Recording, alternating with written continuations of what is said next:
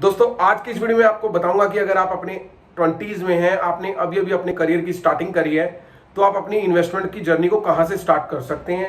मतलब कि कहां आप अपनी इन्वेस्टमेंट कर कर एक अर्ली एज में ही बहुत बड़ा कॉर्पस तैयार कर पाएं, ऐसी इन्वेस्टमेंट कैसे करें, इस सब के बारे में इस वीडियो में मैं आपको आज बताऊंगा।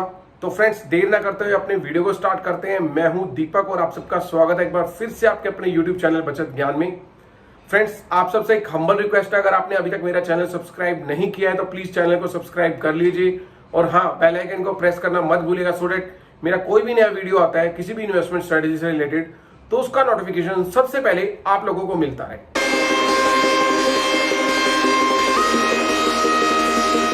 सो फ्रेंड्स, जब हम अपने 20s में होते हैं, मतलब कि जब भी हम अपने करियर की स्टार्टिंग करते हैं, सपोज वन जैसे कोई 24 में करता है, कोई 25 में करता है, कुछ लोग तो 20th में की एज में ही अर्निंग करना शुरू कर देते हैं। तो यहाँ का सबसे बड़ा प्लस पॉइंट ये होता है कि इस एज में कोई भी हमसे ये एक्सपेक्ट नहीं करता कि हम काफी रिच हैं या काफी पुअर हैं, बिकॉज हर किसी के पास एक चीज ये होती है कि अभी अभी करियर की स्टार्टिंग करी है, अभी तो बहुत कुछ करना बाकी है और काफी ग्रो कर सकते हैं। तो हमें इस चीज का से तो बिल्कुल भी ध्यान नहीं देना कि हमारे बारे में लोग क्या सोचते हैं। तो हमने सबसे पहले अपनी इन्वेस्टमेंट की स्टार्टिंग करनी है, तो सबसे पहले हमने ये देखना है कि हमारी टोटल इनकम क्या है, उसका हमने परसेंटेज बनाकर हमने उसके 20% मिनिमम अमाउंट को इन्वेस्टमेंट के लिए अलग रखकर चलना है। तो यहाँ पे सबसे पहली चीज हम बात कर लेते हैं कि इसके साथ साथ इन्वेस्टमेंट के साथ साथ किन चीजों को हमें नहीं करना और किस चीज को साथ में लेके चलना है।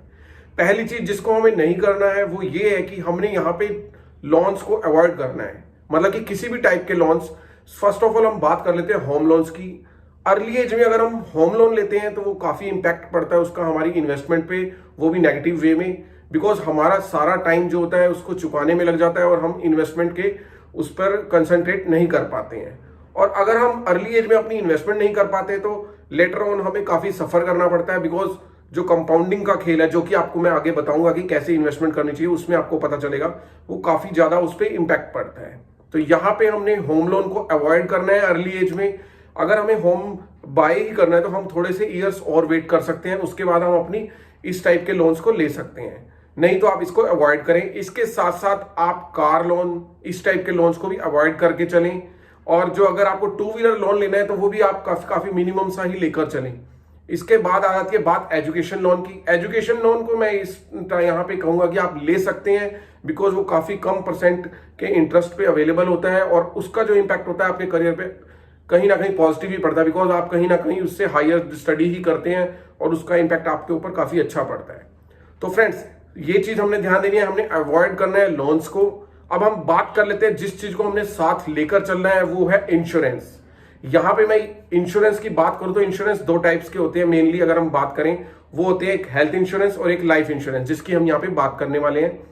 लाइफ इंश्योरेंस में आपको कभी सजेस्ट नहीं करता कि आप एंडोमेंट या मैच्योरिटी टाइप के प्लान्स लो, मतलब कि वो वाले प्लान्स जिनमें कि आपको साथ साथ ये कहा जाता है कि आपकी लाइफ तो इंश्योर्ड है, साथ साथ अगर आप इन्वेस्टमेंट करते चल रहे हैं तो आपको कुछ टाइम पीरियड के बाद जो भी उसका मैच्योरिटी टाइम है उस पर इतना अमाउंट मिलेगा, कुछ अमाउंट सेव हो जाएगा।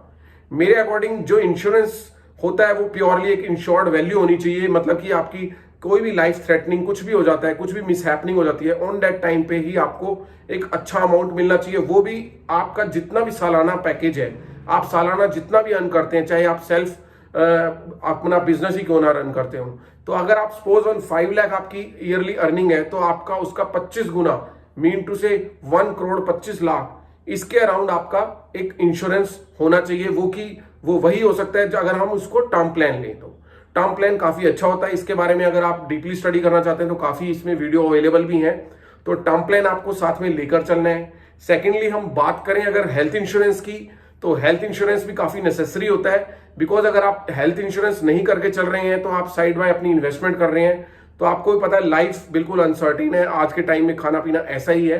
अगर अपना हेल्थ इंश्योरेंस नहीं होगा और किसी भी टाइप की डिसीज का हमको या हमारी फैमिली में किसी को भी बियर करनी पड़ती है, तो वहां पे जो हमारा इन्वेस्टमेंट का पार्ट है वो काफी ज्यादा वहां पे कंज्यूम हो जाता है, तो इसका भी काफी नेगेटिव इंपैक्ट पड़ता है हमारी फ्यूचर अर्निंग्स पे।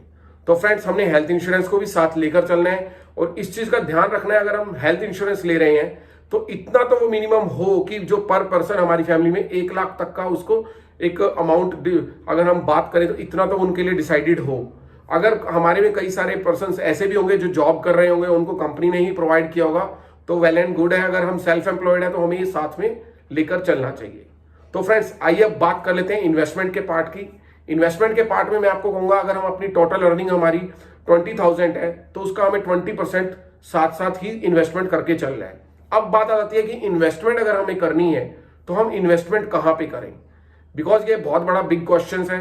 कई लोग सोचते हैं कि हम फिक्स डिपॉजिट करके चलें, लेकिन मैं फिक्स डिपॉजिट को यहाँ पे अगेंस्ट रहूंगा, बिकॉज अर्ली एज में आपको अपनी जो अर्निंग्स है उसको प्रोटेक्शन रिक्वायर्ड नहीं है। बिकॉज एफडीज जो होती हैं वो प्रोटेक्शन प्रोवाइड करती हैं, मतलब कि आपके प्रिंसिपल अमाउंट को वहां पे प्रोटेक्शन मिलती है और आपको एक डिसाइडेड इंटरेस्ट रेट उस पर मिल जाता है। बट वो एक डिसाइडेड होता है। अगर हम बात करें इन्फ्लेशन रेट की तो वो उसको बीट नहीं कर पाता है। आप सपोज वन एग्जांपल ले सकते हैं, अगर हमें 1 लाख की हम एफडी कर रहे हैं और आज के टाइम में आपको पता है एफडी पे इंटरेस्ट रेट 5.5% के अराउंड चल रहा है, तो 1 लाख पे आपका 5500 के अराउंड आपका ईयरली आपका इंटरेस्ट बनता है। और अगर हम बात करें इन्फ्लेशन रेट की, वो भी 5 से 6% चल रहा है। मतलब कि अगर आज के हम 1 लाख की एफडी करते हैं तो हमें साल बाद उसका 1,05,500 मिलता है। तो यहां पे अगर हम इसको इन्फ्लेशन से देखेंगे तो इन्फ्लेशन के पॉइंट ऑफ व्यू से जो आज चीज अगर हम उससे कुछ चीज परचेज करते हैं आज के टाइम में, तो अगर हम उसे 1 साल बाद उसी अमाउंट से परचेज करेंगे तो वो भी 6% महंगी हो जाएगी। मतलब कि जो हमने इंटरेस्ट अर्न किया एफडी से वो हमारे लिए नाकाफी रहेगा, मतलब कि वो किसी भी उसको हम फ्रूटफुल सेविंग नहीं कह सकते। तो ये वाली जो सेविंग्स होती हैं जो एफडीज वाली होती हैं वो ऑलवेज ओल्ड एज में प्रेफर की जाती है, क्योंकि ऑन दैट टाइम पे हमें हमारी एज इतनी नहीं बची होती और ना ही हम इतना रिस्क ले सकते हैं। तब हमारे को हमारे जमा किए हुए जो भी पैसा होता है, हमने जो भी अपनी यूथ में अपना अर्न किया है उसके लिए प्रोटेक्शन प्रोवाइड करनी होती है। तो इसलिए हम वहां पे हम एफडी को प्रेफर करके चलते हैं। हमारी यंग एज में हमने यहाँ पे अपने पैसे को अर्न किए को ग्रो करना है। मीन टू से हम तो अर्न कर ही रहे हैं, जो हमारा कमाया हुआ पैसा है उसे हम कैसे ग्रो कर सकते हैं हमने ये देखना है। तो आइए फ्रेंड्स अब बात कर लेते हैं कि हमने इन्वेस्टमेंट के पार्ट्स को कैसे डिवाइड कर सकते हैं। तो फ्रेंड्स अगर आप इन्वेस्टमेंट करने जा रहे हैं तो आपने एक चीज का ध्यान रखना है कि आप यहां पे आप स्टॉक्स में इन्वेस्टमेंट कर सकते हैं। अब बात आ जाती है कि स्टॉक्स के बारे में सबको नॉलेज नहीं होती, तो आप इस बारे में थोड़ा डीपली स्टडी कर सकते हैं, बिकॉज स्टॉक्स में आप इन्वेस्टमेंट करके अपने पैसे को थोड़ा फास्टली ग्रो कर सकते हो। और अगर हम बात करें मिनिमम 10% की रिटर्न्स आपको वहां से मिल सकती है ऑन एन एवरेज। चाहे तो यहाँ से रिटर्न काफी ज्यादा मिल जाती है, बट हम कई बार लॉसेज भी होते हैं, कई बार मार्केट में डाउन्स भी आते हैं, कई बार अप भी आते हैं। अगर हम लॉन्ग टर्म पे देखें तो 10% की रिटर्न्स इजीली मिल जाती है। तो यहां पे अगर हम बात करें स्टॉक्स की, तो आपको स्टॉक्स की थोड़ी स्टडी करनी चाहिए। उसके अकॉर्डिंग आपको जो भी लगता है बेटर, किसी के कहने पे सुनने पे आपने कभी भी स्टॉक बाय नहीं करने हैं, बिकॉज नोबडी प्रेडिक्ट क्या होगा स्टॉक मार्केट में इसके बारे में। तो फ्रेंड्स आप इसको अपने बिहाफ पे स्टडी करें, उसके बाद ही यहाँ पे इन्वेस्टमेंट करके चलें। इसके बाद हमारे पास एक और ऑप्शन आ जाती है, वो होती है म्यूचुअल फंड्स की। बिकॉज सारे लोग स्टॉक्स मार्केट के बारे में नहीं जानते, लेकिन रिटर्न सारे चाहते हैं कि हमारे पास भी अच्छी आए, हम साइड बाय अपनी इन्वेस्टमेंट ऐसी करें कि हमारी जो इन्वेस्टमेंट का पार्ट है वो भी अपने बिहाफ पे अर्न करें। तो यहाँ पे म्यूचुअल फंड काफी अच्छी ऑप्शन हो सकती है उन लोगों के लिए जो लोग स्टॉक मार्केट को अपने आप जहां पे स्टॉक परचेज नहीं करना जानते हैं। तो फ्रेंड्स म्यूचुअल फंड्स क्या होते हैं थोड़ा सा इसके बारे में भी जान लेते हैं। वैसे इसके बारे में मैंने एक अलग वीडियो बनाया है, उसका मैं जो लिंक है ऊपर आई बटन में दे दूंगा। तो फ्रेंड्स म्यूचुअल फंड्स में आपने क्या करते हैं कि म्यूचुअल फंड्स सपोज वन, इसको हम एक एग्जांपल से समझ लेते हैं। एक गाड़ी को खुद चलाना और एक गाड़ी को ड्राइवर के बिहाफ पे आप रन करवाना। अगर हम स्टॉक मार्केट में सेल्फ बेसिस पे इन्वेस्टमेंट करके चलते हैं तो इट मीन्स ये हुआ कि हम गाड़ी को खुद ड्राइव कर रहे हैं, हमें सब कुछ देखना है कि कहाँ मोड़ना है, कैसे चलाना है, कब ब्रेक लगाना है। अगर हमें गाड़ी ड्राइव करनी नहीं आती है, हमें डर लगता है कि हम यहाँ पे हिली एरिया पे नहीं चला पाएंगे, तो अगर हम इसके लिए किसी ड्राइवर को हायर कर लेते हैं तो ड्राइवर के पास इस टाइप की एक्सपर्टाइज होती है।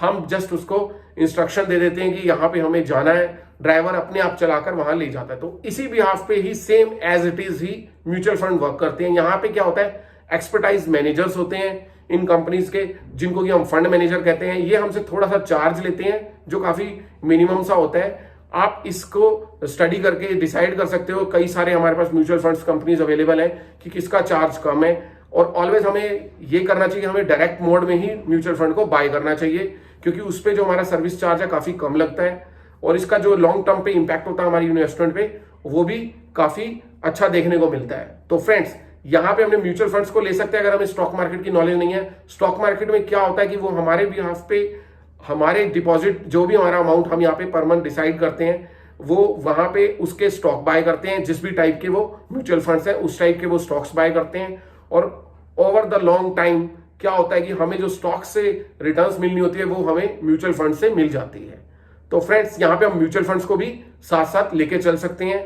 इसके बाद हमारा बची हुई जो इन्वेस्टमेंट का पार्ट है उसको हम एक इमरजेंसी फंड के लिए यूज कर सकते हैं, या लिटिल बिट आप अगर इंटरेस्टेड हैं क्रिप्टो टाइप करेंसीज के लिए, मैं किसी को सजेस्ट नहीं करूंगा बिकॉज ये काफी रिस्की होती हैं, उसमें कर सकते हैं। नहीं तो आप उसको इमरजेंसी फंड के लिए एक पार्ट जरूर सेव करके चलें, बिकॉज अगर हम इमरजेंसी फंड के लिए सेव करके नहीं चलेंगे और हमें अचानक किसी भी टाइप की अनसर्टेनिटी आ जाती है लाइफ में, तो हम क्या होगा, हमारा ध्यान इन म्यूचुअल फंड्स या स्टॉक में इन्वेस्टेड मनी पर जाएगा और ऑन दैट टाइम पे अगर इनकी वैल्यू डाउन होगी तो हम लॉस जरूर बियर करेंगे। तो फ्रेंड्स इमरजेंसी फंड हमारा एक सेपरेट होना चाहिए और जो हमारा इन्वेस्टमेंट का पार्ट है वो प्योरली इन्वेस्टमेंट वाला पार्ट होना चाहिए, बिकॉज अगर हम इमरजेंसी में उस फंड को यूज कर लेंगे तो हमारे को लॉस ही लॉस होगा और हमारे इन्वेस्टमेंट का जो हमारा जो ड्रीम है जो हम लेकर चल रहे हैं वो कहीं ना कहीं उस पर इंपैक्ट इसका देखने को मिलेगा। तो फ्रेंड्स अब बात कर लेते हैं कि कितनी परसेंटाइल्स के हिसाब से यहाँ पे हमें इन्वेस्टमेंट करनी चाहिए।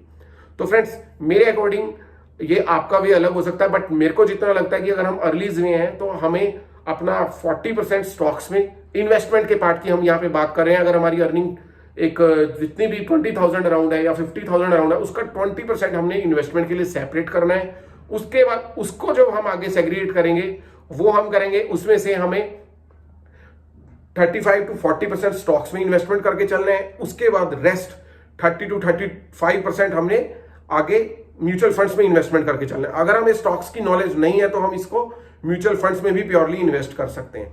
बाकी जो रेस्ट अमाउंट हमारे पास बचा जो कि 20 to 25%, उसे हमें अपने इमरजेंसी फंड को बिल्ड करना है जो कि हमारे को किसी भी अनसर्टेनिटी के लिए हमेशा प्रिपेयर करके रखेगा। उस फंड को हमने वहां पे सेव करके चलना है।